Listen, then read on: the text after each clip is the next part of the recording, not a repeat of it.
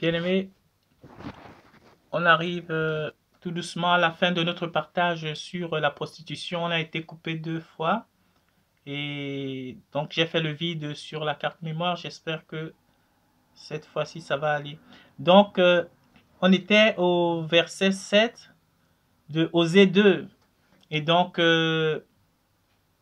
comme ça va être la fin, nous allons voir aussi parce que quand il y a un problème, il est aussi important d'apporter une solution parce que si jamais on reste focalisé sur le problème, parce que c'est souvent euh, la stratégie du diable, la stratégie de Satan, de faire en sorte que l'homme ne soit omnibulé que par la montagne qui est en face de lui, que l'homme ne soit totalement absorbé que par la problématique, par le problème qui lui est confronté. Et jamais il n'en apporte une solution adéquate. Je dis bien adéquate parce que quand même il apporte un semblant de solution, c'est toujours pour plus. Enfoncer l'homme, le faire empêtrer dans ce qui va causer sa déchéance, dans ce qui va causer son malheur. C'est comme ça que Satan est bien aimé dans le Seigneur. Mais notre Père, à chaque fois qu'il pointe du doigt un problème, il en apporte toujours la solution. Partout dans les Écritures, le Père, quelle qu'en soit la situation, que ce soit dans l'Ancien ou même avec notre Messie Yeshua, le Christ, dans le Nouveau Testament, à chaque fois qu'il y avait un problème, bien aimé, le Père le résolvait parce que lui-même est la source de la solution. La personne dit que le Christ dit que je suis la source d'eau vive. Celui qui vient à moi et boit de mon eau n'aura plus jamais soif. Le Père est une source intarissable de solutions, bien aimé dans le Seigneur. Et donc c'est souvent diabolique, satanique, méchant de tout le temps pointer des problèmes et de jamais proposer des solutions. Ça, c'est vraiment un caractère de Satan. C'est vraiment le caractère des pharisiens qui est toujours de faire porter les gens des poids qui dépassent leurs épaules et de ne jamais donner de solution bien aimé dans le Seigneur. Et même quand les solutions sont là, ce sont des solutions éphémères, passagères, qui entraînent l'homme à sa déchéance, comme j'ai dit bien aimé dans le Seigneur. Donc on était au verset 9. Nous avons vu qu'il était dit là, leur mère s'est prostituée, celle qui les a conçus les a déshonorés, car car elle a dit, j'irai vers mes amants qui me donnent mon pain, mon eau, ma laine, mon lin, mon huile, ma boisson. Nous avons vu que ce qui fait toujours en sorte que l'homme tombe dans les leurres de Satan, l'homme non renouvelé tombe dans le piège que Satan lui tend, c'est parce qu'il croit ou que c'est parce que Satan lui propose généralement les choses qui vont dans le sens des désirs de son âme, bien aimé dans le Seigneur. Nous savons que l'âme, c'est le désir de ce que nous aimons, nos passions, nos ambitions, nos convictions. Et quand généralement on les agite devant nous, si tu viens chez moi, ben je t'aiderai à te construire dans ton illusion. C'est ce que Satan fait croire aux gens. Si tu viens chez moi, ben je t'aiderai dans le désir de ton cœur, même si ce désir-là n'est pas de Dieu. Je t'aiderai à avoir une ascension, une promotion au boulot, par exemple. Je t'aiderai à avoir beaucoup d'argent pour construire une maison. Je t'aiderai. Jamais, jamais en rapport avec la sphère spirituelle positive. Même quand, comme je dis, les choses qui sont souvent matérielles ne s'arrêtent pas, bien aimés dans le Seigneur. À ceux qu'on connaît tous, c'est-à-dire, je ne sais pas, les postes très élevés. Ou à l'argent, pardon, je vais vérifier si ça va. Parce que, désolé, j'avais l'impression que la vidéo avait coupé, donc c'est pas le cas, ça continue. Donc, comme je dis, quand c'est miroité devant nous, bien aimé de la sorte, généralement, il est difficile à l'homme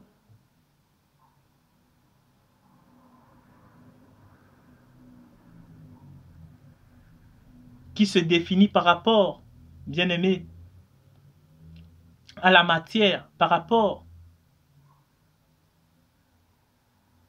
aux choses périssables, bien aimé, d'y échapper. Et donc, comme je dis, ce n'est pas toujours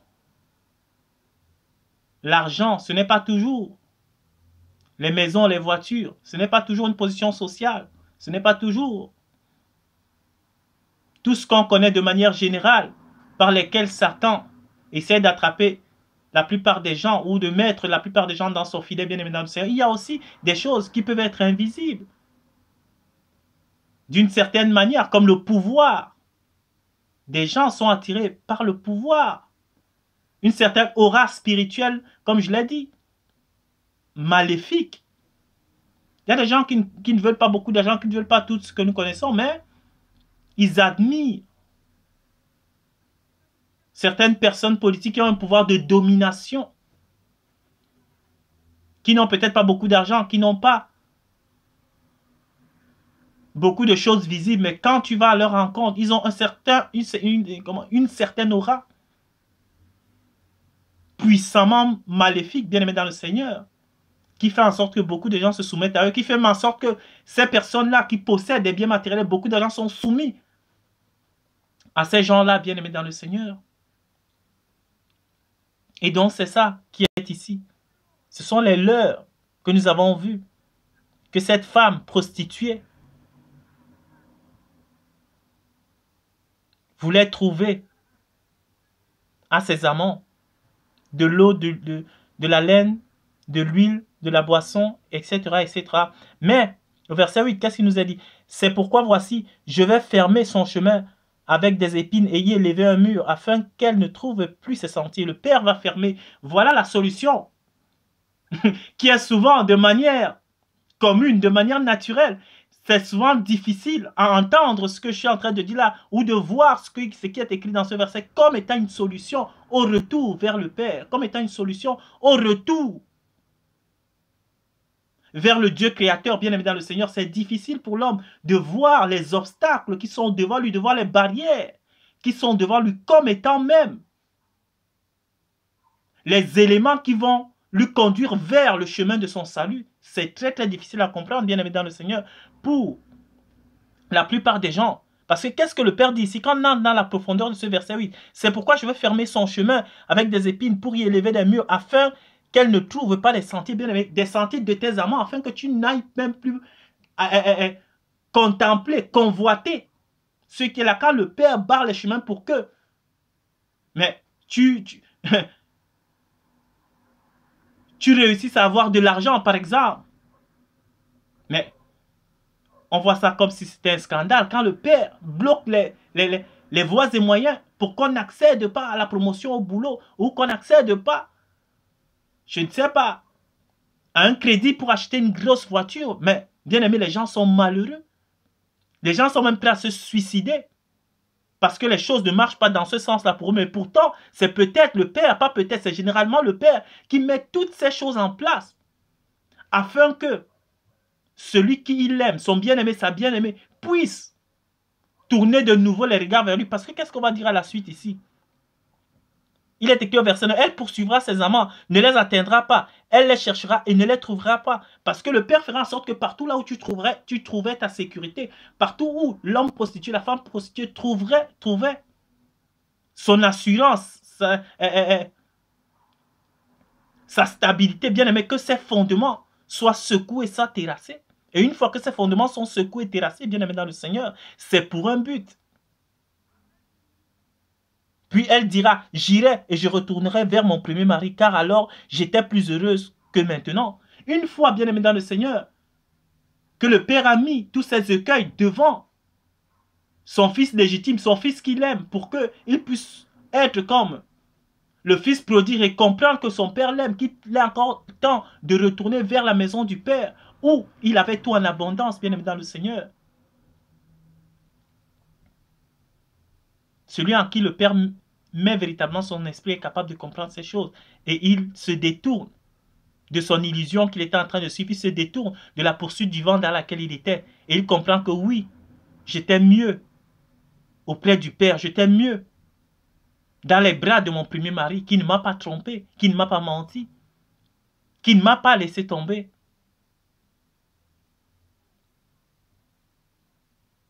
Et donc moi j'ai floué pour aller voir le brigand, le voyou qui est à l'extérieur, le voleur comme la Bible appelle,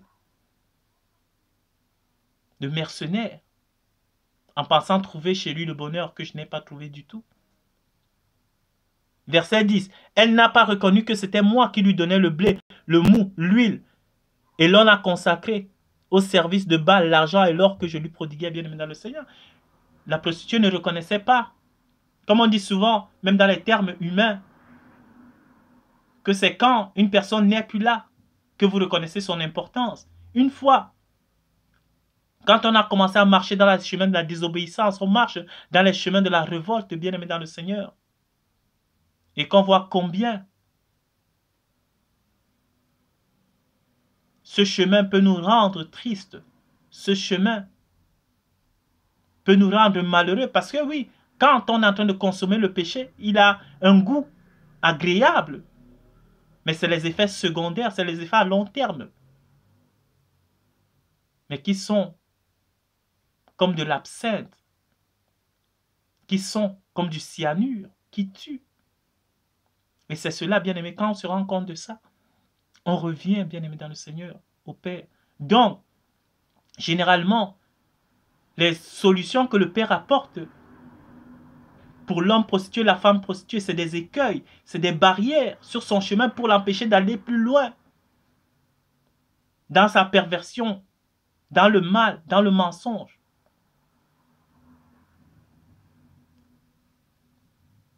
Et si jamais cet homme, cette femme est capable de percevoir cela, bien-aimé, il retourne vers son premier mari qu'il avait délaissé. C'est cela même, bien-aimé dans le Seigneur. Le besoin de Dieu pour tout et chacun. La Bible dit qu'il est dans le désir de Dieu que tous les hommes soient sauvés et parviennent à la connaissance de la vérité.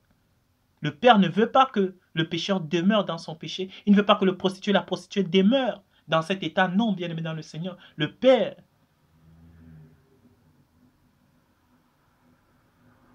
veut que cet esprit de prostitution puisse ne plus jamais nous assiéger, puisse ne plus jamais nous rendre captifs. C'est pour cela qu'il envoie son Messie, le Christ, pour sauver tout homme qui se donne entièrement à lui, bien-aimé dans le Seigneur. C'est cela, je vais vraiment m'arrêter au verset 10 ici.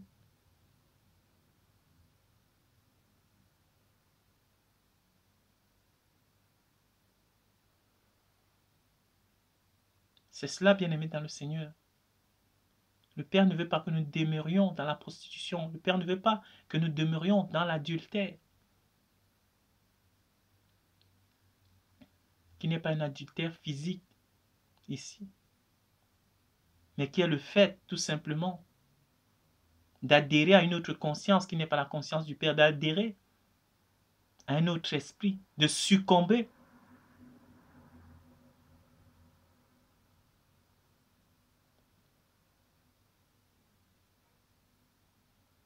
aux leurres de l'ennemi.